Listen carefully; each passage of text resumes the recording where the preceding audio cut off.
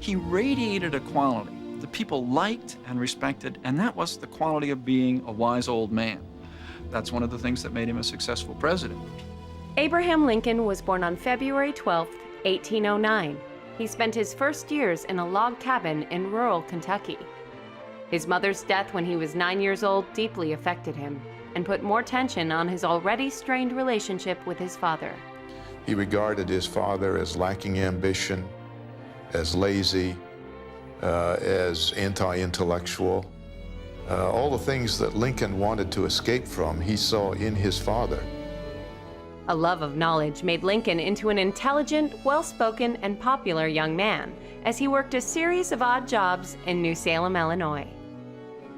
When Lincoln talked, people listened, whether that was around pot-bellied stoves, in storefronts, at courthouses. After a term in the Illinois state legislature, Lincoln decided to teach himself law. He passed the bar in 1837 and moved to Springfield, where he met Mary Todd. Anybody who was watching what was going on in Springfield in those years knew that this was a fellow who was going to make a name for himself in some way, and Mary was attracted to that. Abraham Lincoln and Mary Todd were married on November 4th, 1842. Lincoln spent his next years practicing law. But in 1858, he decided to challenge Stephen Douglas for his seat in the U.S. Senate. Though Lincoln lost the election, he got the attention of National Republican Party leaders and won the party's nomination for president in 1860. In the national race, he would again face Stephen Douglas.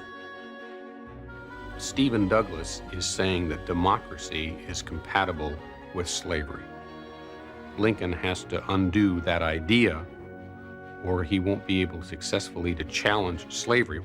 Lincoln won the election, but his views on slavery did not make him a welcome leader in the South.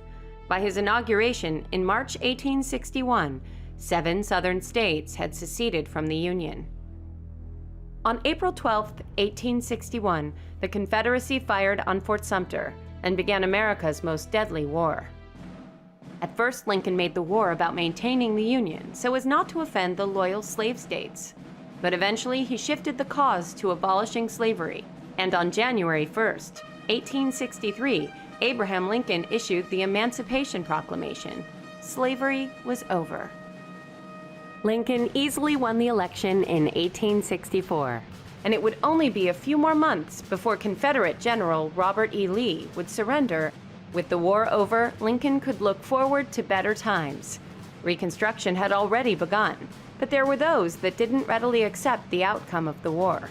John Wilkes Booth believed that Abraham Lincoln was truly an evil man, and Booth believed that by killing him, he would be doing a service to both his nation and to his race. On April 14, 1865, John Wilkes Booth shot the president at Ford's Theater in Washington, D.C.